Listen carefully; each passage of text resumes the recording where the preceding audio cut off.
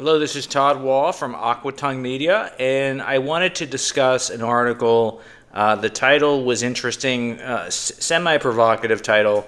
The article is "Was Abraham Lincoln Gay? A new documentary suggests he was a lover of men." And so, just so I can say up front, I'm not a history buff. It's not something that I'm super interested in. I mean, I'm as interested in history as the average person, but I'm certainly not well read in history. So when I saw this article, I did a slight bit of research, and I guess this is a rumor that has been floating around academia for some time. Not so secret rumor, and so just wanted to say that up front. I was unaware of this purported kind of alleged aspect of Abraham Lincoln's life, but I guess it's been out there. So the article begins. Abraham Lincoln embodied everything that's great about America. He was courageous, compassionate, wise, and quite likely gay.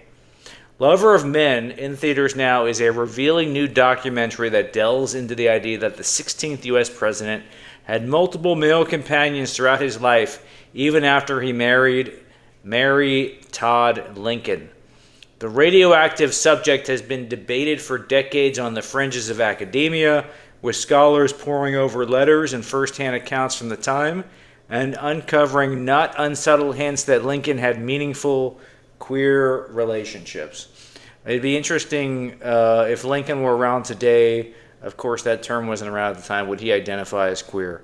But more often, the article continues, but more often than not, questions about his sexuality have been chalked up to mere urban legend. We live in a homophobic society, producer Rob Rosenheck says. People keep talking about Lincoln's queerness as a theory or myth, but you need to acknowledge the fact it keeps coming up over and over again. The reason for this is because it's part of our history and it won't go away. Some people ask, do we really need to get into his personal life? Director Sean Peterson adds, to me, there's always a homophobic tint to that. There has been thousands of writings about Lincoln and Mary having this fractured marriage. People are fine writing about a heteronormative relationship, but when it comes to the possibility of his love of men, it's like, well, we shouldn't dig that deep. I do have one question. Heteronormative, I think they should have just been fine saying heterosexual. I think heteronormative would refer to more broadly than just a relationship, but I could be wrong about that. The new documentary suggests that Abraham Lincoln was sexually fluid. So here's a picture from a dramatic reenactment. I guess this is from the documentary. It shows Lincoln in bed cuddling up with a male lover. And just to be clear, this is not an actual historic photograph. This, again, is just a still picture from a dramatic reenactment within this documentary. So the article continues, the documentary asserts that Lincoln had long-term relationships with several men, the first being Billy Green, whom he met at a general store in Illinois where he lived as a young man. Green later told William Herndon, Lincoln's law partner and earliest biographer, that he shared a narrow cot with the future president for roughly 18 months. Green also described his physique in evocative detail, telling Herndon that Lincoln's thighs were as perfect as a human being could be. I guess Lincoln must have been very physically active. I'm sure, he grew up in I think rural Illinois, and I'm sure did a lot of farm work and hard labor. So I'm sure he was in really good shape. So that probably contributed to his thighs. The article continues, communal sleeping was relatively common in the 1800s and did not always have the sexual connotation it does now. But even as his status rose as a lawyer and state legislator, Lincoln continued to share beds with other men, suggesting that bunking up wasn't a matter of financial necessity, but something that Lincoln enjoyed. That's interesting because, we have a trend today where people who are in relationships are having these sleep divorces. So they don't actually share a bed. I mean, they might share a bed when they're intimate, but then they'll go to separate rooms when it actually comes time to sleep. So it's interesting that back then they would, Lincoln in particular, this documentary is contending that he enjoyed, sharing a bed, sleeping with other men. Why is it so hard for people to accept that there could be pleasure from physical intimacy? Says Tom Balsersky,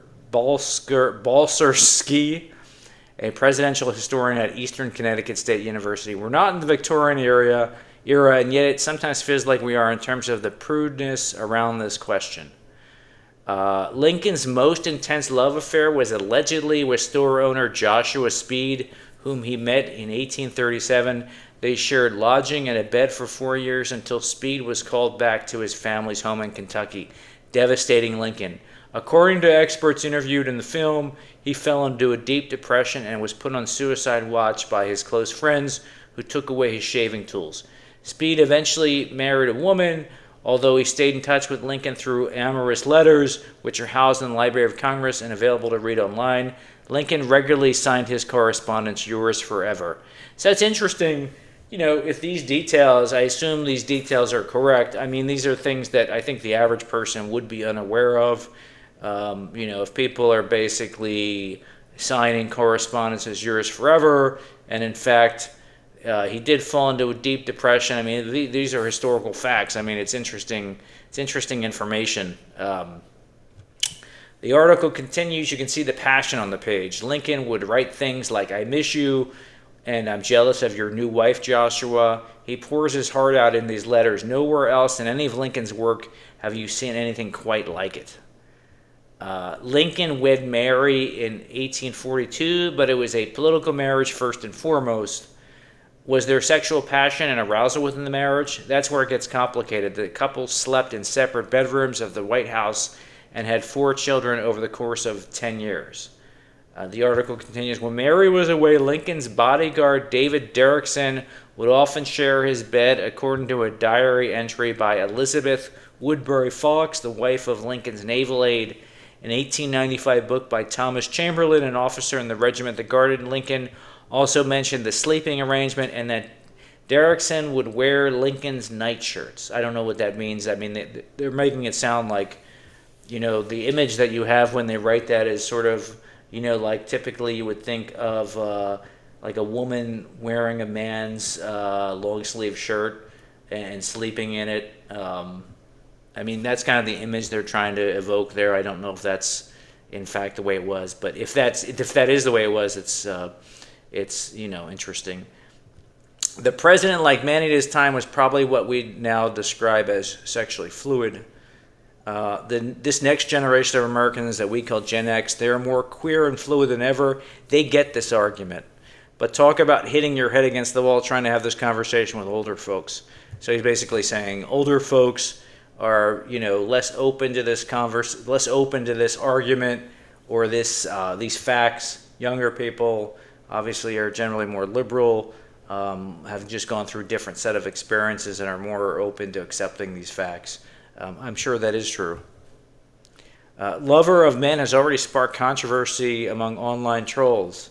Coincidentally, Lover of Men arrives in theaters at the same time that Cole Escola's Oh Mary is playing to sold-out crowds on Broadway. The dark comedy puts a deeply silly spin on Civil War history, imagining Mary as an alcoholic wannabe cabaret star and Lincoln as a closeted gay man pining for his bodyguard.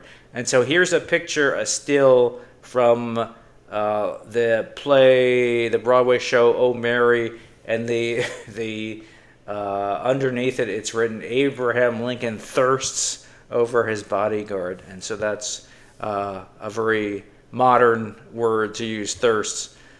The article continues, it's pure serendipity. The Lincoln gods have sprinkled a little magic on us. They're a nice contrast to each other. So you've got a documentary that's coming out that's making this argument or trying to present this idea that Lincoln was a closeted gay guy or bisexual or gender fluid. And then at the same time, there's a new Broadway show that comes out in which it's not entirely about that, but one of the themes is basically that Lincoln was kind of a closeted gay guy. The documentary has already ignited backlash among conservatives, with Ben Shapiro and Alex Jones decrying it on social media. The filmmakers hope naysayers will form their own opinions after they see the movie, which intends to shed light on how queer history is continually suppressed or erased. I don't have an agenda. Now, that's not entirely true, because you're making a movie to kind of advance a certain argument. There's no part of me that says I want to convert people into being gay. I am a documentarian. I set out to look at evidence and make a case based on evidence. I wouldn't have made this movie if I didn't think the evidence was there. So it's interesting. That's the article. It's interesting. You know, I was unaware of this actually until reading this article. It does open your eyes. You know, I do think there's a trend in academia to try to, grab certain facts and kind of spin and make arguments that maybe aren't that well supported. In this case, I don't know. It seems like there is a lot of evidence, but again, I don't know. I'm not a history buff. But what do you think? Please leave your comments in the comment section below. And please don't forget to like this article and subscribe to my channel. Thanks.